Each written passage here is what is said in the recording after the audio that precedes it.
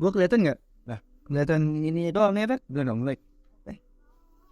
Halo Mas, ya boleh nih dikenalkan siapa namanya, kemudian asalnya dari mana, terus kok bisa sih akhirnya bekerja di sini gitu? Ya, nama saya Julemi, asli dari Purbalingga, Jawa Tengah. Awal-awal saya bekerja di sini dari orang tua juga suruh kerja ke sini, suruh bantuin kakak, saudara, bantu-bantuin, dan tugas saya di sini sebagai admin juga. Oke, sebagai admin ya. Iya, Nah, kalau boleh tahu tugas admin itu ngapain aja Mas? ya admin banyak juga sih, nggak cuman ngecek-ngecek barang yang ready berapa dan yang kurang apa gitu. Sekalian ini kan kita di sini juga jual online juga sih, jadi saya sambil ngelayanin yang pembeli online gitu. Oh, jadi ada di Shopee, Tokopedia Iya, gitu ada. iya, Jadi nanti kami kan ada yang orderan gitu, datangnya ke Mas sebagai admin. iya. Kalau boleh tahu, ini dulu deh. Ini usaha bergerak di bidang apa Mas? Maksudnya usahanya mau produksi apa? Gitu. Oh, ini pakaian renang, busana renang, khusus renang doang. Iya, Jadi UMKM yang di bidang produksi, yang iya, memproduksi pakaian renang gitu. iya. Kalau boleh tahu, boleh dijelaskan Mas, gimana sih apa namanya proses produksinya dari awal sampai akhirnya jadi suatu barang yang namanya baju renang. Awalnya ya dari bahan terus akhirnya digelar apa ya? Iya, Ya, digelar itu dipotong, ditumpuk-tumpuk, ntar habis itu digambar pakai pola, habis itu potong, udah selesai pemotongan baru kita bawa ke tempat dijahit. Nah, apakah tempat produksinya itu di satu tempat Mas? eh, di satu tempat lagi sih di sana. Ada khusus tempat buat jahit itu Di ada. satu tempat ya maksudnya enggak? Iya, Memotong lihat di di. rumah ini. Oh ya, satu tempat sih. Satu tempat. Oh iya. Terus kalau boleh tahu nih Mas, kenapa sih tempatnya di sini gitu? Produksinya gini kan kalau kita lihat kan jauh dari jalan besar gitu ya. Ada Ya, kayak di dalam perumahan gitu. Kenapa sih tempatnya di sini nih kalau boleh tahu? ya kalau tempat di sini emang sudah terlanjur dari dulu di sini. Cuman ya tempat juga ngaruh juga sih buat pemasaran. Kayak semisal di kota gitu kan, buat gojek gitu kan enak gitu, gampang. Terus juga orang-orang kalau beli kan biasanya nyarinya yang di kota. Oh, ini dari kota ini biasanya terkenal ini gitu. Oh jadi yang order nggak hanya dari wilayah ini aja, dari mana? Paling jauh dari mana? Di seluruh Indonesia sih ada, Papua juga pernah ada gitu. Itu mereka tahunya dari mana Mas? Kan kalau kita lihat tempatnya kan di dalam gitu. Apa dari Itu online sih, dari online. Dari online juga kan kita ada iklan dari situ sih. kalau boleh tahu ada Instagramnya atau Instagram.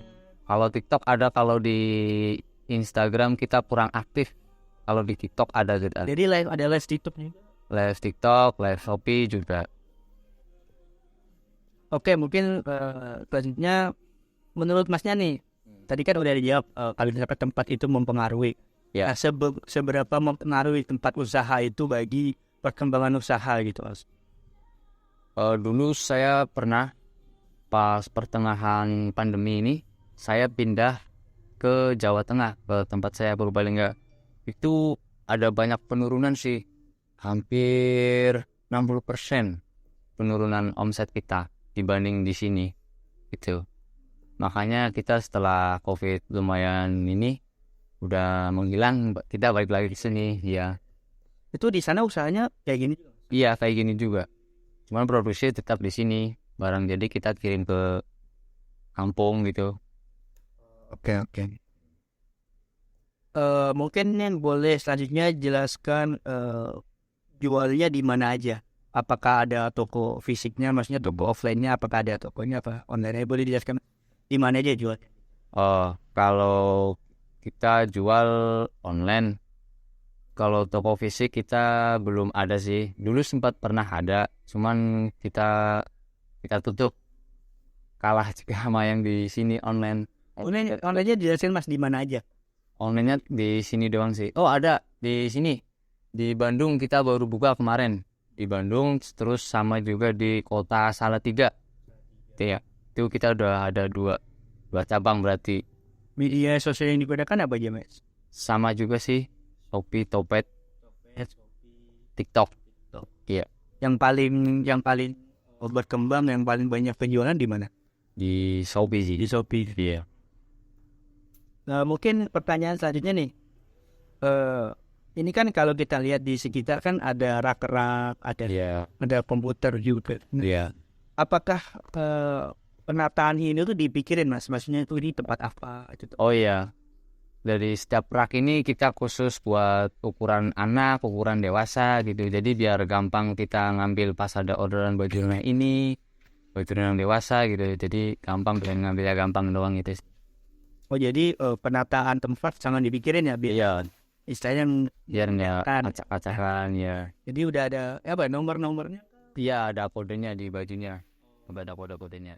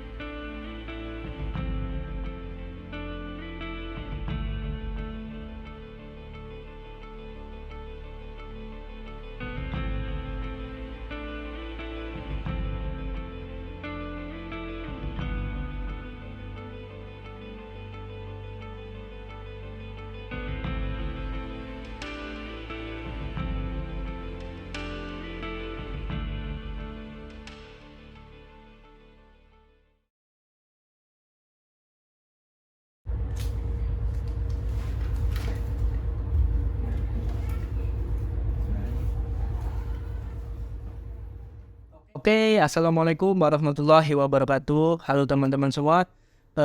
Perkenalkan kami dari kelompok 1 Prodi Bisnis Digital, dan kebetulan kami sedang mengerjakan tugas UTS dengan mata kuliah Operational Management.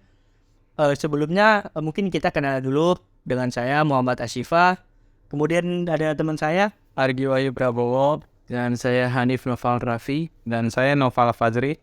Ya, sebenarnya kelompok kita itu ada 5 ya? Iya. Kelompok 5, namun ada 5 orang, namun 1 orangnya berhalangan hadir karena ada musibah, yaitu sakit. Semoga kita doakan aja semoga cepat sembuh gitu. Dan nanti untuk yang tidak masuk yaitu yang tidak ikut itu Ilham. Dan nanti akan ada video tersendiri dari dia yang akan menjelaskan salah satu materi dan akan yang mengenai tentang survei kita hari ini. Sekaligus menjadi editor. Iya, dia nanti akan diberatkan menjadi editor. Gimana, langsung aja? Nah, oke, langsung aja teman-teman. Pembahasannya nih. Iya. Tadi kita survei kemana nih? Kita tadi surveinya tuh ke konveksi, yang mana produksi dari pakaian busana baju renang. Menurut Awat gimana tadi kunjungannya? Seru sih, jauh banget tadi. Yang jauh mereka nih. Iya, ini nggak terlalu jauh. Iya. Kebetulan tadi kita nemuin salah satu UMKM ya teman-teman, yang bergerak di bidang produksi tentunya, karena tugasnya kan itu salah satunya. Carilah UMKM yang bergerak di bidang produksi. Iya. Kebetulan kita menemuinya ya. Iya, yaitu di bidang bergerak di konveksi ya. Konveksi baju renang. Ya, pembuatan baju renang. Nah, setelah tadi kan teman-teman tentunya udah ngeliat ya video sebelum kita ini, ada video wawancara juga, terus barang-barang apa yang di situ ya. Nah, di situ kan banyak sekali dijelaskan.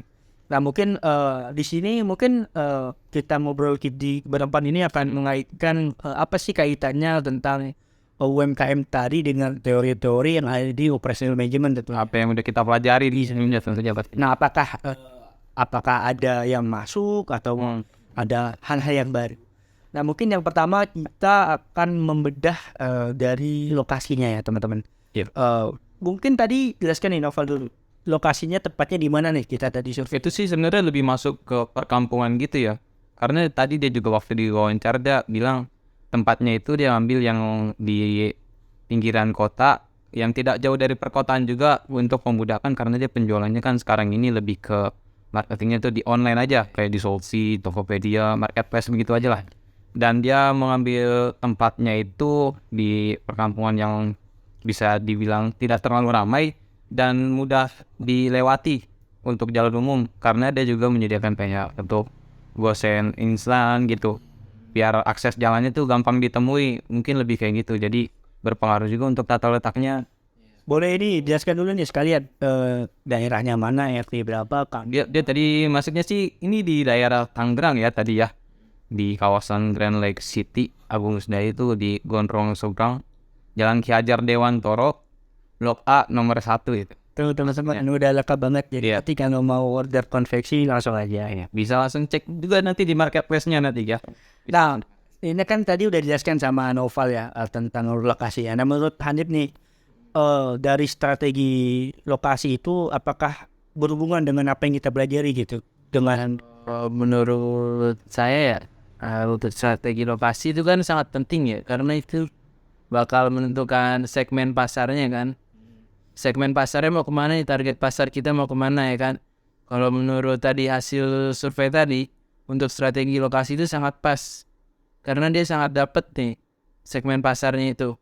Pas banget tadi pas kita lagi survei lokasi tadi itu kayak ada banyak Shopee kurir-kurir lainnya pada datang untuk ngambil orderan itu sih. Terjangkau ya. Iya terjangkau dan untuk titik mapsnya itu Juga pas. gampang banget gitu ditemuin, nggak susah, nggak perlu yang muter-muter gitu. kalau menurut Ardi gimana? Tadi tentang lokasinya nih kan kita kan tadi kan sebenarnya kan nggak di pinggir jalan juga ya, Iya. di kayak masuk ke gang dulu namanya aja gitu. Apakah Langsung sampai lagi. apakah mempersulit produksi gimana? Enggak sih, karena kan balik lagi kan ini online ya. Jadi kalau untuk pengiriman segala macam nggak terlalu paling utama lah. Terus juga dari marketplace aja juga udah banyak, jadi gampang untuk diakses dan dibeli.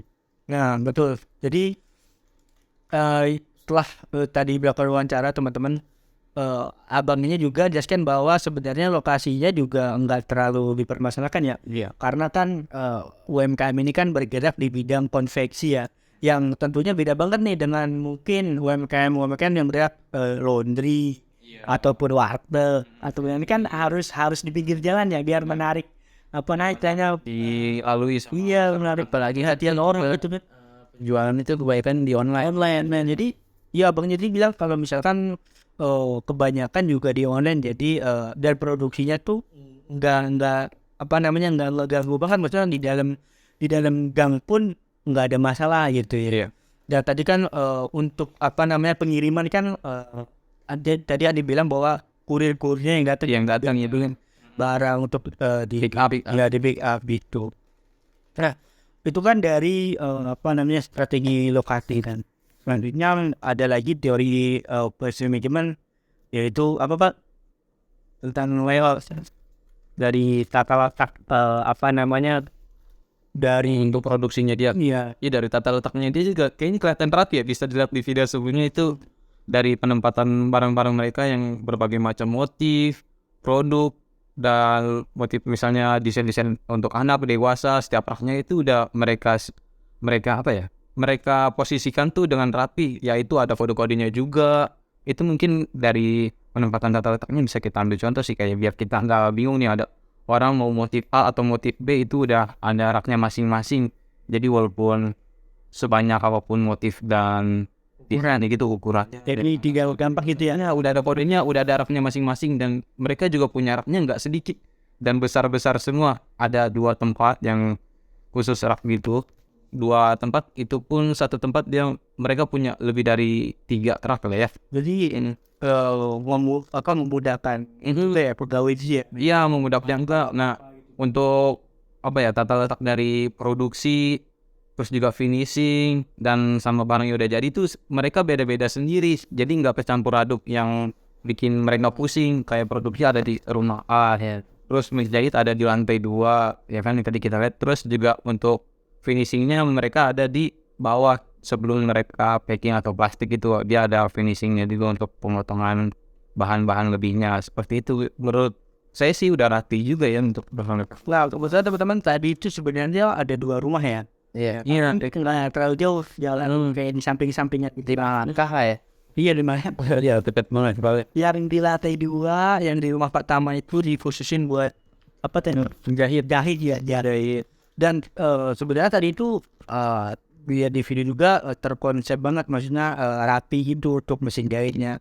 Kemudian di lantai yang rumah pertama tadi ya kan lihat 2 kan jahit, yang pertama itu cutting ya, potong. Iya, untuk potong bahannya tadi meja dia juga besar banget ya. Dan masih produksinya itu juga banyak banget. Nah, di situ kan juga kalau teman-temannya juga kan apa ya istilahnya, kalau nggak salah di teori Benjamin kan ada yang namanya di desain fleksibel. Jadi fleksibel, jadi nggak terlalu jauh gitu, jadi mudah menjangkau, memudahkan pegawai untuk misalkan mau ngambil ini, jadi di satu tempat tapi Di grouping lah. ya udah kayak tadi misalkan rak-rak tadi ya. Iya. Raknya kan ada yang XL, ada L, tergantung ukuran baju juga tadi ya. Tergantung ukuran baju sama motifnya juga, harusnya mereka motifnya berbagai variasi. Dan bermotif itu udah apa nama dia udah Ada kodenya. di artikelnya kode. Jadi kesimpulannya tentang kalau tentang layout ini sangat dipikirin sama orang ya, Sangat rapi, sangat tradisionalnya. pokoknya supaya nggak nyulitin juga nanti kalau Kan kompleks Barang ini baik banget. bahan-bahan kain-kainnya kan apa ya? Bahan mentahnya ya. iya Biasanya berantakan dengan kita konveksi ya kan. Tapi kalau jadi rapi ya. happy banget sih. Dua udah terkonsep gitulah, yang bagian ini tuh apa, bagian ini tuh apa. Iya betul.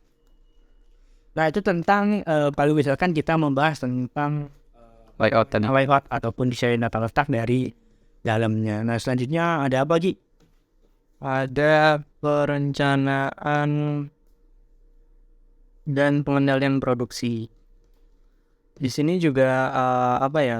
Mereka tuh kan cepat tanggap gitu loh dalam perubahan pasar, kayak motif dan desainnya kan nggak melulu tentang desain yang sama gitu kan. Terus juga dia mengambil fasilitas dan tenaga kerja yang udah pasti yang mahir lah, nggak yang asal berpeteng dia gitu sih. Terus juga tadi kan mereka juga bilang bahwa ada satu rak yang mana khusus untuk desain-desain baru. Berarti kan itu udah kelihatan banget kalau mereka itu emang sangat Pikirin lah ya. desain-desain terbarunya biar nggak bosen gitu ya. Mengikuti zaman dia. Betul. Terus apa lagi Ki? Terus juga ada apa lagi ya? Dan itu ada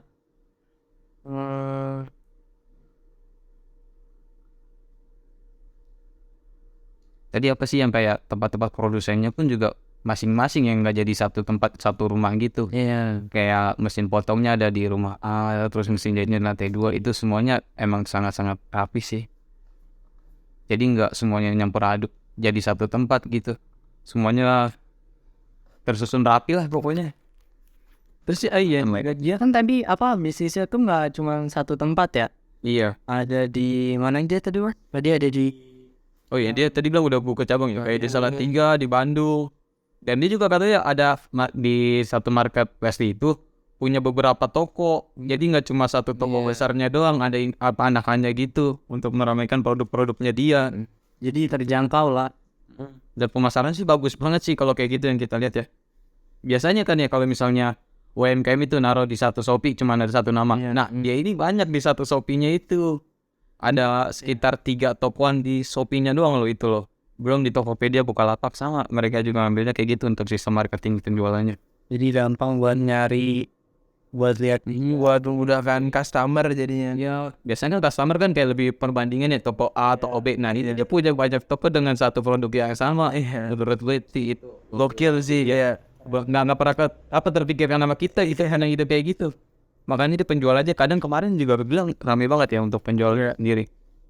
Bisa tembus 200-an dalam satu hari tuh penjualan. ya kan Satu resi. gue sih mereka gini ya mikirin, maksudnya nggak melulu tentang kita jualan di pasar, Iya. tentang ada toko. Gitu kan mereka mikirnya juga, wah sekarang kan banyak orang-orang yang ngudain HP. Iya udah kayak udah masker mana-mana ya kan. Jadi mereka menurut gue sih tadi kayak apa ya, apa namanya, awareness tentang zaman, tentang apa sih kesukaan yang tren sekarang, apa mereka sangat mengikuti gitu kan.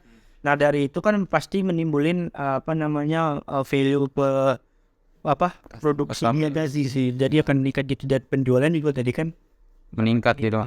Dia juga kan sebelumnya bilang pernah buka toko, tapi dia bilang juga lebih besar untuk penghasilannya di online ketimbang toko offline-nya. Berarti kan di situ membuktikan bahwa emang untuk penjualan marketing online tuh sekarang lagi gencar-gencar, lagi meningkat banget nih. Nah, jadi Bagus sih untuk ya, jadi kayak salah satu UMKM yang kita datangin ini sangat melek teknologi, Iya, sangat memperhatikan iya, teknologi, kemudian media sosial. Tadi telah tadi menurut dia di wawancaranya kan, dia TikTok aktif banget ya, sosok aktif, toko media juga. Nah itu yang menurut gua apa ya, UMKM sekarang nih harus melek digital juga. nggak melulu tentang apa namanya, ya nggak ada masalah ya dengan toko fisik atau kan, nggak ada masalah. Menurut gua kan era sekarang itu lebih baik dan lebih fleksibel. Yang lebih fleksibel nggak harus juga. Iya bener. Dan kayak apa ya, si juga terlihat kayak yang punya si owner ini kayak kreatif gitu dia. Nggak, kan walaupun kita punya toko online, kita juga harus kreatif kan, apa nih yang kurang nih dari apa kelemahan kita, weakness dari kita nih apa nih, harus kita analisis juga kan di dalam yang kita belajar analisis SWOT juga kan itu. Dan Nah tadi kalau misalkan ada tuh yang di teori operasi manajemen ya, yang desain operasi produksi, di sini kan dijelaskan ada salah satu poin, yaitu tentang transition to produksi, di mana produk itu dipilih, dirancang, dan didefinisikan. Manajemen itu harus membuat keputusan apakah akan melanjutkan pengembangan atau produksi.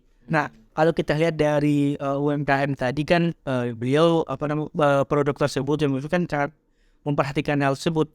Buktinya ada desain yang terbaru, Banyak kemudian inovasi yang ada, kemudian juga sampai membuka cabang di berbagai daerah.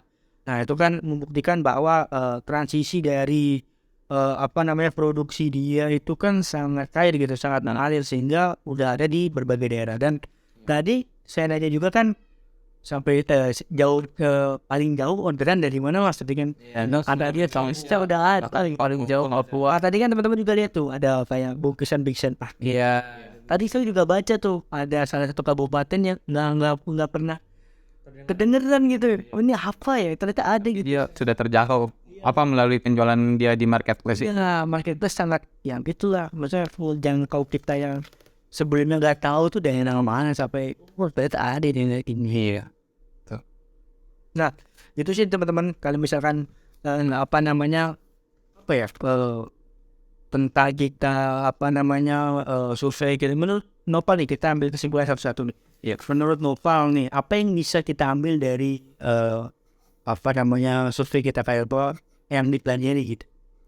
Kalau dari gue sendiri sih yang gue tangkap tuh kayak yang tadi dari tata letak yang kita nggak tahu ya, yang dari layoutnya sendiri, tata letak tuh emang sangat berpengaruh. Coba kalau misalnya kita nggak punya tata letak atau layout itu sendiri yang kita pelajarin ya, yang dari UMKM tersebut tadi kita kunjungi, yang mana udah ada kodenya dari motif A maupun size-nya, itu sangat rapi sekali. Kan biasanya kita kalau Indomaret cuma dari satu merek, dari satu jenis makanan ya kan. Ini dari satu jenis yang sama tapi beda merek, beda motifnya aja sama size-nya aja, tapi dia itu sangat dipikirkan dengan rapi, serapi-rapinya mungkin. Itu sih untuk kayak kita mau ngembangin juga harus emang berpengaruh banget untuk layoutnya biar nggak berantakan dari udah depan apa si pekerja dia. Betul, dari situ sih. Kalau Adit gimana? Apa yang dipelajari dari pertemuan kita dengan UMKM tadi? Kalau saya UMKM tadi tuh kayak cukup kreatif sih. Saya salutnya tuh sama yang tadi yang dia ngebuka 3 toko juga tuh dengan satu produk yang sama, tapi dia punya 3 toko nih dengan 3 toko yang berbeda nih. Wah itu kayak jarang kepikiran gitu nggak sih di anak muda sekarang tuh. Yang tadi kita bilang, biasanya kita punya satu toko doang nih, kita ngomongin terus sampai itu doang. Tapi dia ini langsung bangun 3 toko untuk berkembang bersama-sama. Itu dia sangat apa ya, kreatif sih, cukup kreatif gitu, cukup unik gitu. Unik, benar. Kalau Ardi apa yang dipelajari dari kita? Pertanyaan sih kayak desain sama inovasi kan, yang tadi tuh kan desain dia kan nggak terlalu monoton, terus diperbarui gitu kan. Itu kan lumayan agak sulit buat orang-orang mungkin yang pemula untuk mikir, wah desain apa yang besok bakal dikeluarin atau buat nanti gitu. Itu sangat diperlukan dan apa ya, sebagai inilah pembelajaran gitu. Bahkan tadi juga kita di belakang layar sebelum video tadi sempat ketemu sama ownernya juga ngomongnya, dia tuh sampai apa ya, rela kayak demi untuk motif-motif terbaru tuh dia berani untuk ngeluarin biaya gitu loh. Untuk biaya fotografi, desainer, nah itu dia sangat ini banget. Sangat dipikirin ya. Kalau sekecil itu, sedetail itu pun dipikirin supaya untuk mengembangkannya. Usahanya aja. Nah kalau menurut gue sih yang dipelajari kayak ini dengan lokasi yang menurut saya sih apa ya, di gang gitu kan, tapi dia bisa sampai menjangkau seluruh Indonesia gitu teman-teman. Jadi di era sekarang lokasi itu menurut saya nggak masalah ya. Namun apa namanya, dengan kayak kita tadi surveinya ke UMKM, apa namanya, produksi yang konveksi baik yang itu dia pasarnya itu kan udah online ya. Online kan jangkauannya kan udah seluruh lain ya. Jadi menurut gue sih apa namanya, lokasi nggak terlalu tentuin tentang apa namanya banyak atau enggaknya orang yang ke situ. Kayak pasarnya kan nggak beda lagi kalau misalkan tadi kita diskusi juga, misalkan usaha-usaha yang memang harus ada di pinggir jalan, misalkan kayak barbershop, misalkan retail. Nah itu kan harus di pinggir jalan karena kan apa ya, istilahnya kan visual dari manusia kan. Wah ada apa tuh? Nah kalau ini kan nggak perlu gitu. Kalau kita lihat juga tadi kan sebenarnya kan di dalam rumah ya. Kalau biarkan orang awam pun nggak tahu kalau di situ ada usaha sebenarnya. Tapi kan nah jadi kayak misalkan apa ya, uang dipelajari itu kayak banget kalau menurut gue tuh di era sekarang ya kita harus lebih melek teknologi lah supaya jangkauan dari bisnis kita itu juga luas gitu, jangkau orang lain. Kalaupun harus buka offline juga kayaknya harus dekat-dekat kolam renang gak sih? Kasihan betul ya kan ya. Masa orang kan beli baju dulu ya kan, biasanya kan orang prepare dari jauh hari kalau renang pun. Nah ada tambahan lagi? Saya sih cukup sih karena emang udah lengkap semua yang ada di situ. Nah mungkin teman-teman itu aja kesimpulan dari kelompok kita tentang apa namanya survei kita ke UMKM yang ada di salah satu di daerah Tangerang ya, yang bergerak di bidang produksi yaitu konveksi baju renang. Semoga apa ya, kita semua dapat ngambil pelajaran lah dari cerita dari orang yang kita wawancara tadi, dari Masnya tadi. Dan juga semoga diterapkan lah sedikit-sedikitnya kita terapkan ke kehidupan kita. Mungkin apa ya, ada satu teman kita lagi, Ilham, nanti akan menjelaskan salah satu materi. Mungkin kita akan pisah videonya karena ya tadi dia sakit brother. Mungkin cukup itu dulu teman-teman. Untuk nanti kalau ada pertanyaan ataupun sanggahan atau teman-teman tidak setuju, wah menurut saya nggak gitu deh, Boleh komen aja di bawah itu. komen aja di bawah. Dan masih masukan ya kan. Dan kami ucapkan juga terima kasih kepada Bu Titis ya tentang tugas ini. Jadi kita banyak tahu nih tentang hal yang ada di lapangannya kan, lebih melek. Wah teman-teman Kita mudah begini ya. ternyata begini Yang punya cita-cita mau bangun usaha bangun konveksi. Jadi apa ya, terima kasih banyak dengan tugas ini kita lebih tahu nih, misalkan yang awalnya pikiran kita wah gampang gini yang kita lihat ini aku sih pikiran juga jadi luas ya kan. Ternyata biar kita menjalaninya juga rapi gitu susunannya, tahap awalnya apa ya kan. Mungkin itu aja ya dari kita. Mungkin habis ini akan ada video dari Ilham dan juga akan ada video penutup. Mungkin itu aja dari kelompok kami, kelompok 1. Apabila ada salah-salah kami mohon maaf. Semoga kita tetap sehat selalu. Assalamualaikum warahmatullahi wabarakatuh. Nama saya Muhammad Ilham. Saya akan menjelaskan mengenai hubungan antara manajemen operasional dan industri usaha konveksi. Sebelum saya menjelaskannya, sebelum saya menjelaskan hubungan antara manajemen operasional dan usaha konveksi, saya akan menjelaskan tentang definisi manajemen operasional menurut beberapa orang. Yang pertama itu menurut Chais dan Aquilano, manajemen operasional adalah kegiatan manajemen yang berkaitan dengan pengelolaan berbagai sumber daya untuk menghasilkan produk, yaitu barang atau jasa yang dilaksanakan untuk suatu organisasi. Yang kedua, menurut Barry Renter dan J. Heiser, manajemen operasional adalah serangkaian kegiatan yang membuat barang dan jasa melalui perubahan dari masukan menjadi barang. Dari berbagai pendapat di atas dapat disimpulkan bahwa manajemen operasional adalah bentuk pengelolaan secara menyeluruh dan optimal pada masalah tenaga kerja, barang-barang seperti mesin, peralatan, bahan-bahan mentah atau produk apa saja yang sekiranya bisa dijadikan sebuah produk barang dan jasa yang bisa dijual belikan. Apa yang bisa dilakukan manajer operasional dan orientasi manajer operasi? Melakukan fungsi-fungsi proses manajemen, yaitu seperti perencanaan, pengorganisasian, pembentukan staf, kepemimpinan, dan pengendalian. Orientasi manajer operasi adalah mengarahkan output dalam jumlah, kualitas, harga, waktu, dan tempat tertentu sesuai dengan permintaan konsumen. Keputusan adalah hal yang terpenting bagi seseorang agar bisa bersikap tegas dan tepat demi lancarnya manajemen operasional yang tengah dijalankan, seperti pada bisnis usaha konveksi yang saya akan bahas. Oleh karena itu, manajemen operasional sangat erat kaitannya dengan unsur manajemen yang terdiri dari perencanaan, pelaksanaan, dan pengawasan. Tahap perencanaan ini meliputi penentuan strategi operasi, penentuan lokasi pabrik, riset dan pengembangan produk, penentuan jumlah produk, penentuan loss dan pola produksi, penyusunan layout dan job design, serta penentuan standar kerja. Ini sangat berhubungan dengan usaha konveksi yang akan saya bahas. Teori manajemen operasional amat diperlukan untuk dipakai dalam bisnis usaha konveksi untuk meminimalkan biaya lokasi pabrik, untuk memilih lokasi pabrik yang tepat di mana pabrik konveksi itu akan dibuat. Yang kedua ada tahap pelaksanaan, meliputi pengaturan bahan baku, pengaturan proses produksi, pemeliharaan dan penggantian fasilitas, perbaikan lingkungan kerja, dan perbaikan kesejahteraan pekerja. Pada tahap pelaksanaan ini merupakan suatu proses untuk menghasilkan produk yang dibutuhkan konsumen sesuai dengan permintaan pasar.